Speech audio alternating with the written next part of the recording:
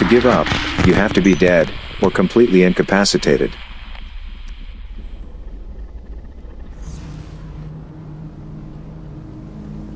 Cracking, full stacking, applying, no getting nothing, boom. Proper. Blimey, look at that. Whatevs. Agenda? Brace yourselves, agenda is coming. CCNA. DevOps, Python, Caronyms, Cosmos, Trader, Economy. Cosmos, Trader, Economy may be question mark.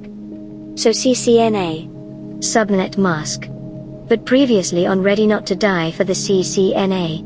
And also do not hold your breath for the ccna to make you rich. IP address. 32-bit value. 4 octets. Octet 8 bits. Octet 1 decimal number. Anyway.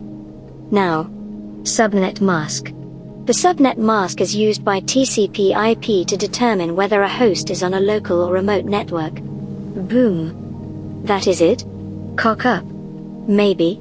When a 255 is used in an octet, then the corresponding octet, the octet in the same position, in the IP address represents the network ID. What? Not following. Something is not right here. Anyway. So, if IP address is 192.168.1.15 and subnet mask is 255.255.255.0, the first 3 octets of the subnet mask would represent the network ID, 192.168.1, and the last octet represent host ID. So, the network ID assigns a unique address to the network itself, while the host ID uniquely identifies the system on the network. But now anyway. To use a different example, if a subnet mask is 255.0.0.0, it would mean that the first octet of the IP address, 192 in our example, is used as the network ID portion, while the lat 3 octets, 168.1.15, are the host ID portion of the IP address. So what is tape-warp use of the subnet masks?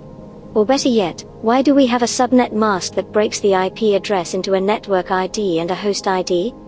When a system such as 192.168.1.15 with a subnet mask of 255.255.255.0 sends a piece of data to system 192.198.45.10, the sending system first needs to determine whether the target computer exists on the same network or not.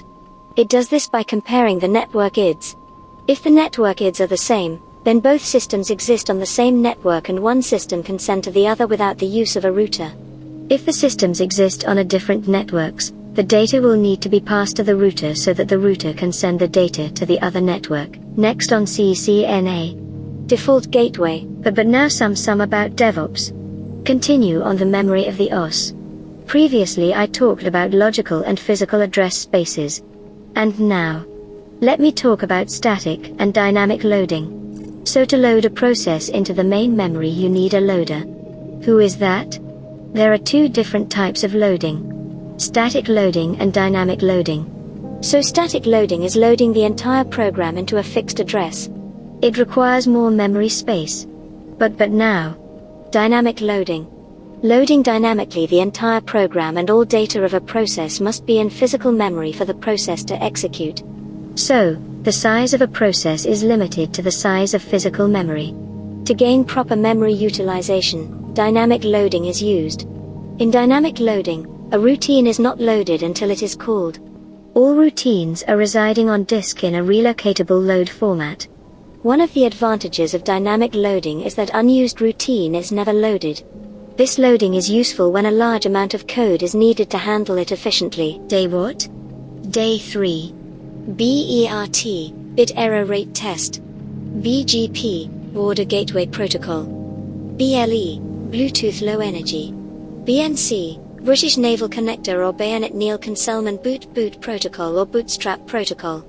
BPDU, Bridge Protocol Data Unit. BRI, Basic Rate Interface. BSSID, Basic Service Set Identifier. BYOD, Bring Your Own Device. CAS, Communication as a Service. CAM, Content Addressable Memory. So what's now? LAD. Universe? Universe is all of space and time and their contents, including planets, stars, galaxies, and all other forms of matter and energy. It is possible to measure the size of the observable universe, which is approximately 93 billion light-years in diameter at the present day. Okay. Fine. Now 100% speech speed. How is it? Trader? Nah. But economy? Yes. What is economy? Economy is an area of the production, distribution and trade, as well as consumption of goods and services.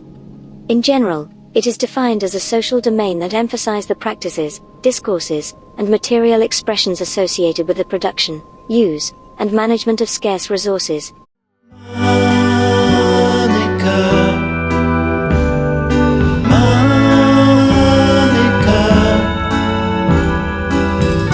Was it a lover, or was it a dream? Or was it something more than what it seemed? I'll just sit about here in between and let you think about it.